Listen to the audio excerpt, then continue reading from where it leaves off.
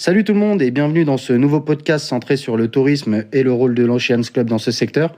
Alors c'est un secteur qui se penche énormément aujourd'hui sur le métaverse. On a d'ailleurs pour dernier exemple les plateformes qui commencent à vendre des billets en crypto-monnaie. On a aussi de grandes villes touristiques comme Benidorm, Séoul ou Cannes qui ont commencé à créer leurs jumeaux dans le métaverse. Chose assez surprenante, ce n'est pas encore arrivé dans les îles. Alors, pourtant, c'est un secret pour personne. Le tourisme, c'est l'économie principale des îles. C'est un secteur qui représente à lui tout seul entre 30 à 35% du PIB d'une île. On va prendre pour exemple la Polynésie et l'importance du tourisme dans l'économie polynésienne. Si on prend par exemple l'année 2018, donc l'année 2018, c'est plus représentatif à cause des dernières années Covid. À elle seule, par exemple, la dépense des touristes en Polynésie en 2018, c'est 8% du PIB. Donc un touriste en Polynésie dépense en moyenne 3 000 € sur son séjour. La moitié de ses dépenses va dans le logement.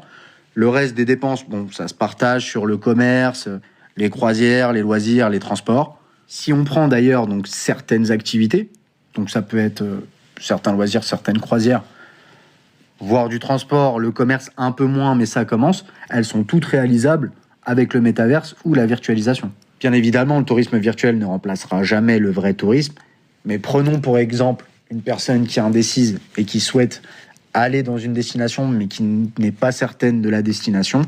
Le métaverse, ça peut lui donner la possibilité de savoir où elle va, ce qui lui permettra de gagner du temps, de l'énergie, de l'argent et aussi de beaucoup moins se déplacer. Donc le tourisme virtuel a aussi une vertu écologique qui est non négligeable. Il faut savoir que les îles n'ont pas une fréquentation touristique comparable aux grandes métropoles. Mais au vu de certaines caractéristiques particulières des îles, si on prend les ressources, la capacité d'accueil, on peut considérer qu'une île reçoit plus qu'une grande métropole visitée. C'est aussi pour cela que le métaverse a son importance d'un point de vue écologique. La virtualisation du tourisme consommera toujours moins qu'une personne qui va dans un endroit mais qui n'est pas certaine et qui ne va peut-être pas l'apprécier. Avec l'Oceans Club, l'immersion virtuelle dans les îles, les plages, les récifs coralliens, les lieux historiques et même la vue au réveil sur son bungalow sur pilotis, ça a pour but aussi de rendre ces activités accessibles pour tous et partout. On n'a malheureusement pas tous la possibilité de partir sur certaines îles de l'autre côté du monde. Donc ça permet de découvrir pour certains, redécouvrir pour d'autres, se donner un aperçu afin d'aller vivre sa propre expérience dans le monde réel. Et comme dit précédemment, savoir où aller et à l'essentiel.